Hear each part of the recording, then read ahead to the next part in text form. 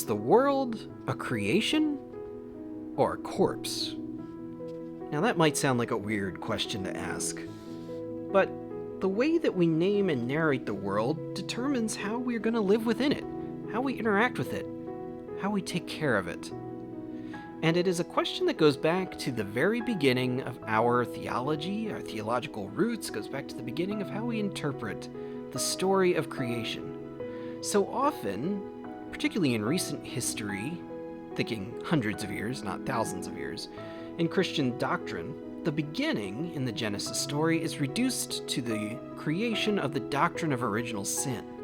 It's about the fall, right?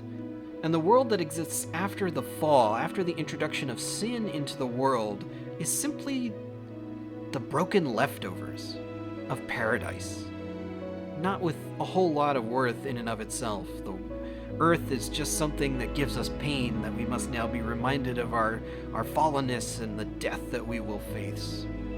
So if you interpret the creation of our world in this way, that it's just a corpse, the earth itself is reduced to a punishment, is reduced to something that reminds us constantly of our imperfection, and it doesn't have nearly as much worth inherent in it.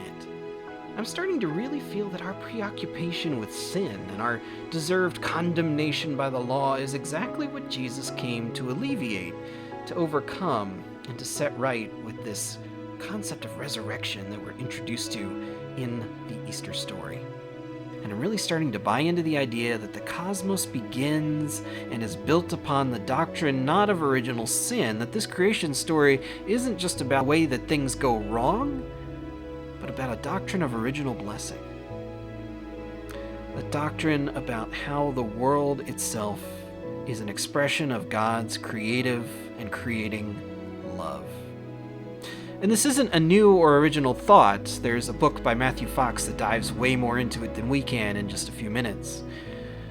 But it's also inherent in the ancient wisdoms and wisdom traditions that Jesus was privy to, and that in his own teachings often draws from. And there's this refrain in the creation story. Do you remember what it is? And it was good. The light and the dark, the day and the night, good. Land and the water, good. Trees and vegetation, good. Sun, moon, and stars, good. Birds and fish, good. Land animals, good.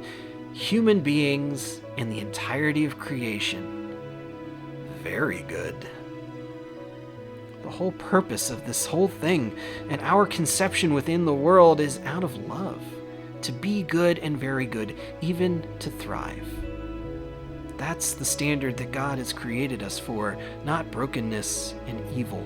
And we pray in the Lord's Prayer every week, "Thy kingdom come, thy will be done, on earth as it is in heaven." We're talking about the world as a creation and those within it as agents of God's creating and creative love. Right here, right now, not just in some far-off thing. This isn't a skiff that we are abandoning on our way to a better ship, but a place where we begin to learn and know and embrace and experience the goodness of God and God's love here. As Worspa says, the world is a material manifestation of God's love.